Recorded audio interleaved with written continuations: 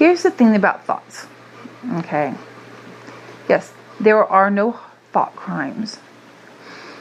Even if very dark thoughts, even very convoluted dark thoughts, even thoughts of hatred or things, those are not crimes. Those are possibilities. And this is a gift that is given to us, that we are able to play out through imagination these thoughts and how they could work out. Because once you get to the point of not just reacting, like a plant will turn towards the sun. It doesn't sit there and debate whether or not it should turn around towards the sun, or what's going to happen if it turns toward the sun, or if it doesn't turn toward the sun. It just turns towards the sun, because that's just the natural thing to do. And that is a beautiful natural thing, and it's wonderful and all that. But to add complexity and diversity and to expansion, life had to move beyond just facing toward the sun. We wanted to have more swirls and flourishes, and flourishes are not necessarily a bad thing. They just wanted to have more of them and just add more and see how it plays out. And so being able to think out possibilities was not only adding to the diversity, complexity, and beauty of everything, but it also allowed us to explore things without actually having to do it ourselves, like television shows. The actors are taking us along an experience that we ourselves are not having, but we are feeling it. We have our emotions rise. I think we put things together. We're gaining wisdom and understanding. Even in stupid shows, we're seeing a pattern of, if someone makes these choices, this could be an outcome, and this is what could happen, and that is in a way of expanding in a way it's a lot more fun and more expansion. If expansion only occurred by what a person solely experienced and nothing more, there could still be expansion, but it would be limited. But by saying, okay, here I am, I have these choices before me. I could choose A, B, C, or D. How could these choices play out? And then your imagination is able to come up with these paths. Considering these paths is in no way a crime. It is simply a considering these paths and taking different routes, and how would this route work out, or how would that route work out. And sometimes it even helps us to more align with divinity, because divinity is always fair, it's always loving, it's always truthful, but this helps us to say, okay, how can we make this situation, if the situation is created, now how am I going to bring the fairness of divinity into this situation? What creative ways can I bring the fairness in?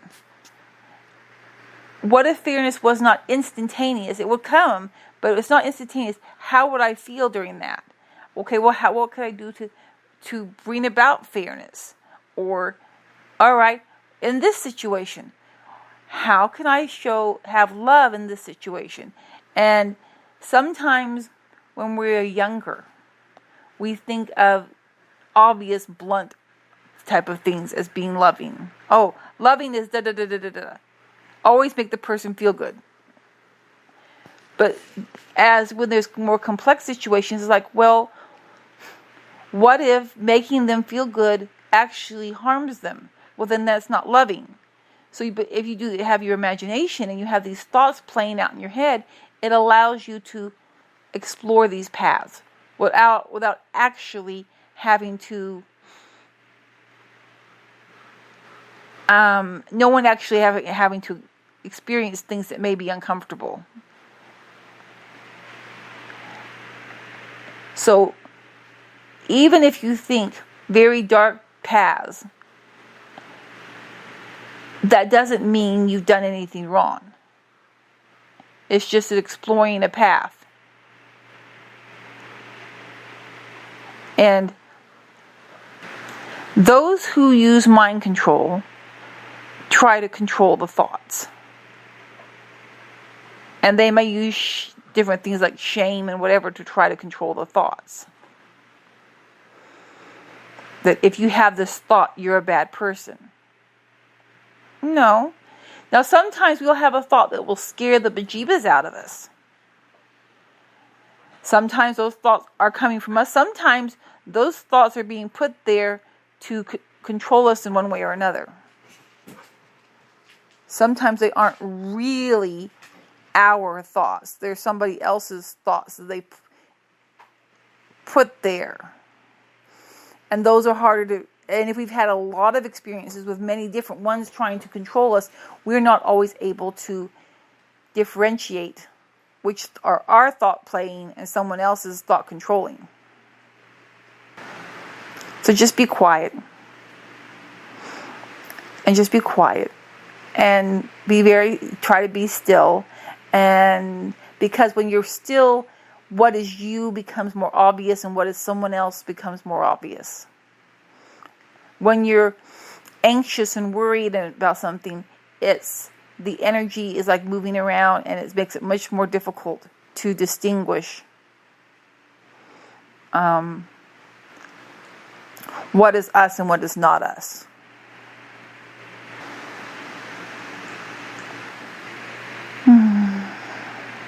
So just, and here's the thing, if you have a thought and the thought terrifies you, be suspicious. Always be suspicious of your thoughts that terrify you, because if they're your thoughts, you shouldn't be terrified. You can have a thought, you think, okay, I could do this. That won't work out good. But that's just pondering. That's just contemplating that. But if you have a thought, and the moment you have that thought, you're like, and something inside you says no, or that's horrendous. No. The moment that happens, that tells you right there's something there that is not you. Because if you have that reaction, there's something there. Your soul, a part of you, is saying, this isn't you, and you know it. Where it's coming from, you will not maybe always be able to identify it. That's just a sort of little thing to notice.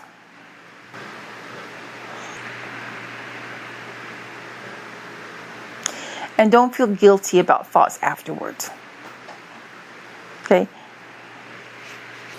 And don't beat yourself up for thoughts that you've had afterwards. Like, oh no, I thought this thing, I'm a horrible person. No, you have a thought.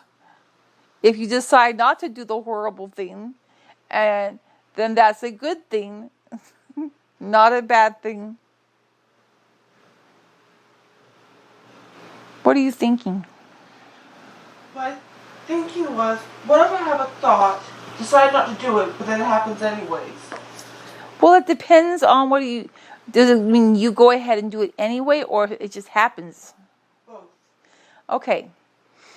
All right. First of all, if you have a thought about something negative, okay, and you don't do anything to make that happen, it just happens, then that was probably a premonition. Okay. You were probably tied into possible futures. Okay. It doesn't mean that it has to happen, because things are always in motion, but sometimes you will be given a glimpse into the future of seeing what is a possible outcome.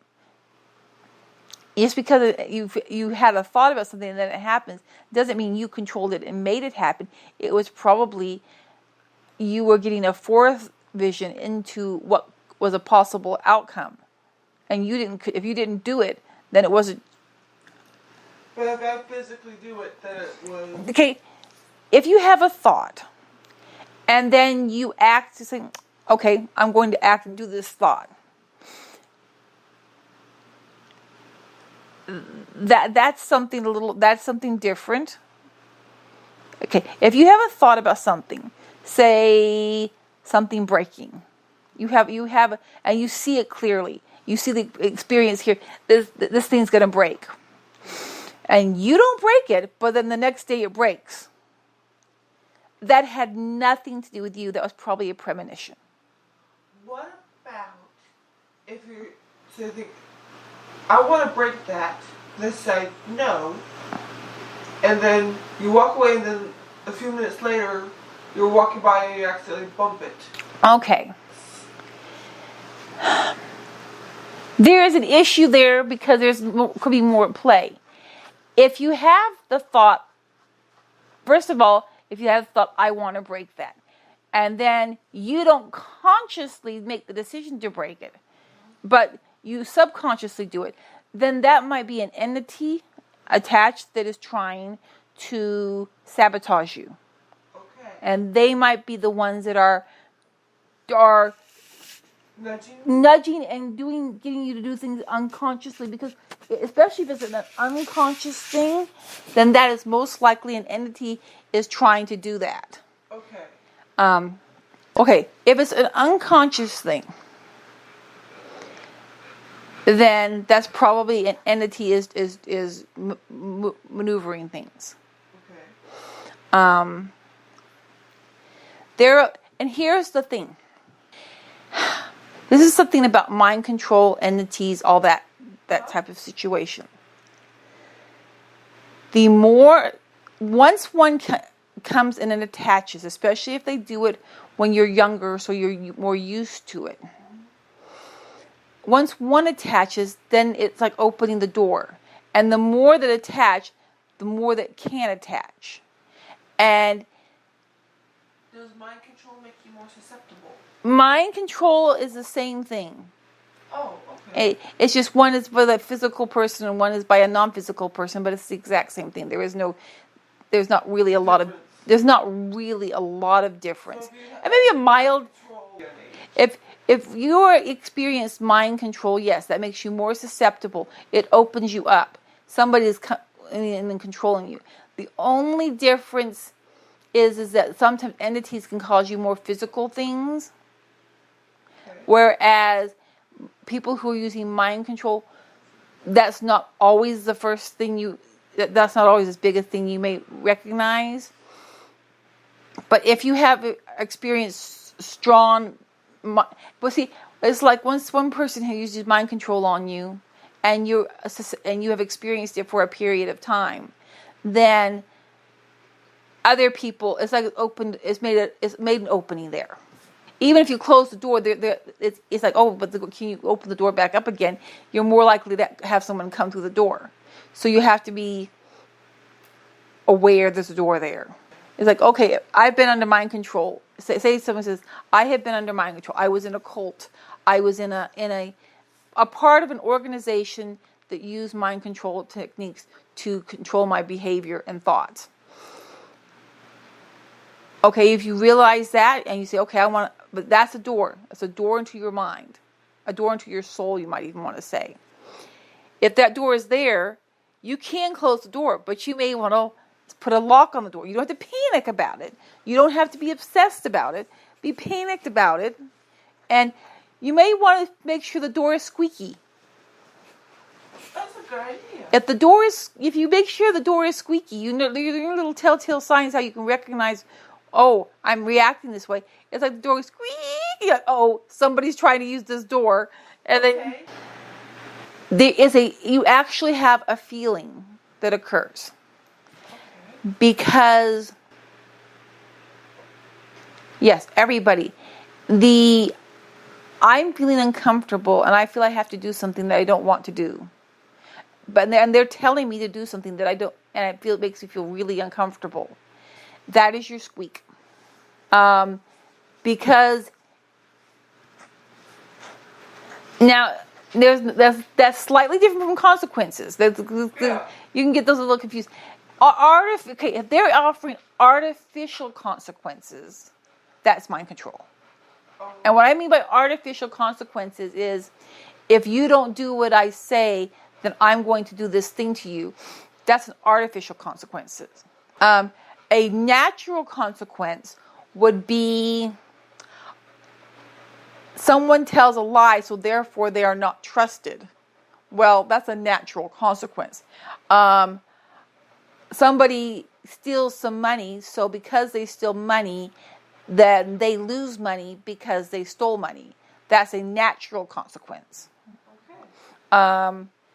Somebody damages someone's property on purpose, so therefore they have to replace that property, or there has to be some sort of in-kind. Those are natural consequences. But if it's like, if you don't do what I say, if you don't do what I want, then I'm going to do something arbitrary. That is an artificial consequence. Okay. And if they use terms like, because I am your doctor, because I am your teacher, because I am this, I have this title. A parent can definitely count. Okay. It says, because I am your parent, you have to become suspicious. Basically, this phrase, because I said so. Because I said so, you have to do what I say because of who I am. Not because I love you. Not because I'm trying to help you through a difficult situation or something like that. That is different. Yeah. But if it's like, because of who I am, this is what's going to happen. Yeah. Now, there is a slight alteration to that. If a person they're going to harm themselves or others and they cannot control it. No, they say, even they can't. Okay, two things. If you're going to harm themselves or others and they can control it, but they don't care, they want to do it anyway, then it is only fair and right and just that others can defend themselves by making sure that person does not have access to the general populace to harm themselves or others. Also, if someone can't control themselves in wanting to harm themselves or others, it is fair and right that others would say, though you don't like this and though this don't want this, we're going to take steps to protect you and others until you're in a better position. So it's like putting someone in jail who is determined to murder or beat or whatever. Putting someone like that in jail is a protection for society. It's a protection for society. If a person goes insane and starts doing crazy things and you have to commit them to the hospital against their will, that is different.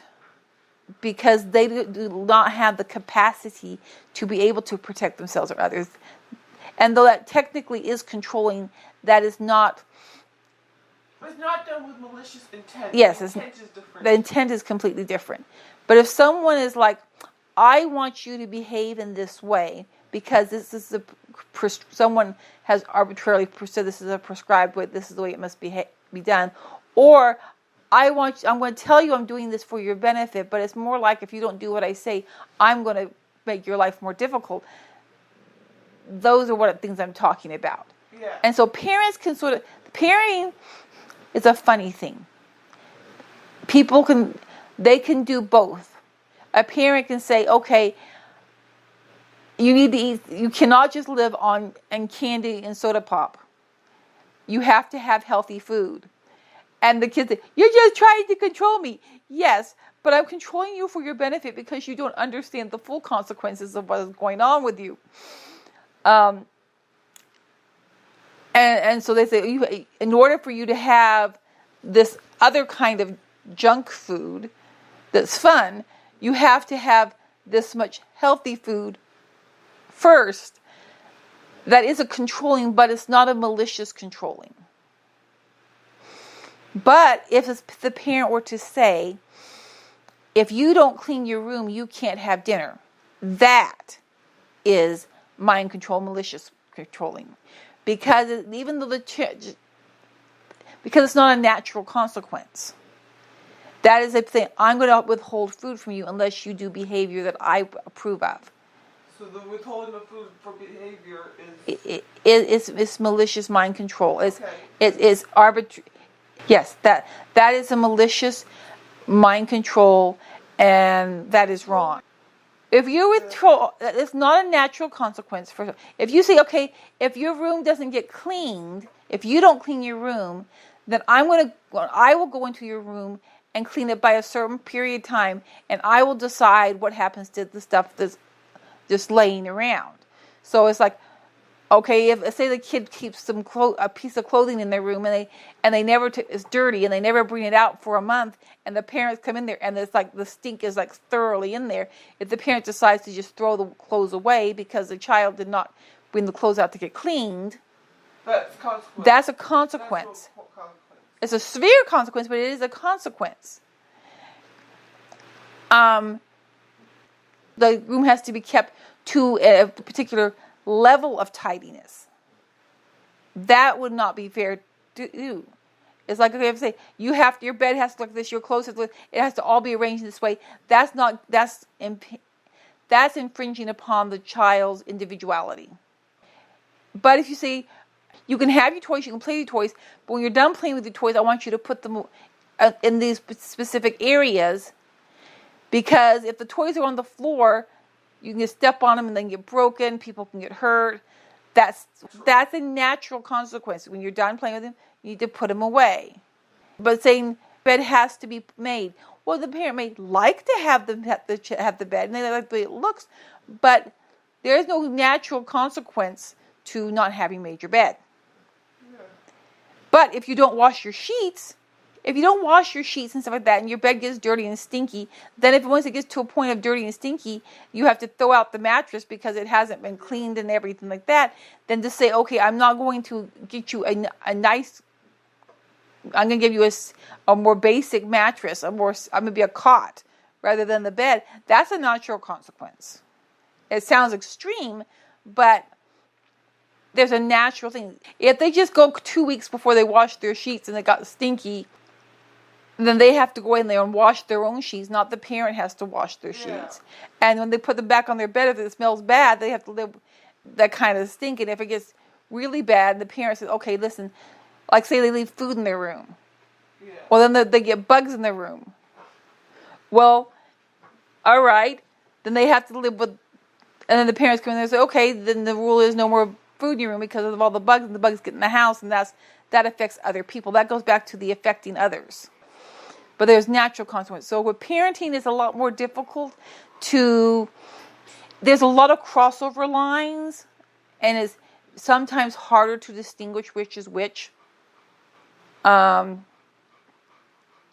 others who are not your parents, who just start saying, I'm going to make this decision for you, and you're going to do it, and this is what I'm going to do to you if you don't do what I say, that's more mind control. And the more people who do that in your life, the more easy it is to control.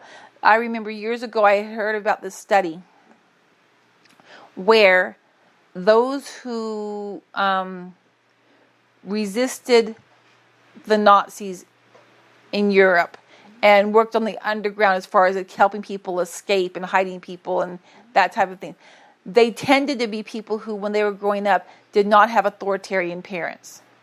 Their parents usually did not spank them.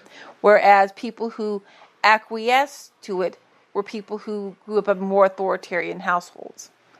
Generally speaking, people who quickly acquiesce to authority are people who grew up in authoritarian households with lots of punishment and degrading. Whereas people who grew up in households with love and freedom and support tend to be more themselves. And that's not a 100% thing. It doesn't mean somebody, because they grew up in an authoritarian household, but it opens that the authoritarianness, and the more people who control a person when they're younger do open doors. There are squeaks, There will always be squeaks. You will always feel something that will squeak and say, someone's trying to control me. And you will notice your own squeaks. Try not to rationalize them away. But yeah, okay. So back to the thing. If you do something, if you have a thought of something, and then it just happens, there could be premonitions going on, which because of your sensitivity to an empathic nature, that could be very much what's been going on a lot of the times, and you feel you were responsible because you knew something and it happened anyway. If you find yourself, you have a thought, you don't want to do it, but then you find it's happening anyway, there's probably some entity involvement going on there. Something else is coming in and causing problems. If there are a lot of them, or they've been there since you were very young. Or you might think they're yours. Yes, you might think sometimes you might think they're yours, but sometimes you might, if the voices in your head have different sounds, start getting suspicious. Not that they can't have different emotions. There's a difference between like sometimes if I'm excited or but I may talk or use different inflections and stuff like that, but it's still just me. Yeah. That's different than you're hearing a specific type of feeling to a voice and your head saying the specific things that tend to not be positive. Then you start to recognize that's probably something else is controlling you.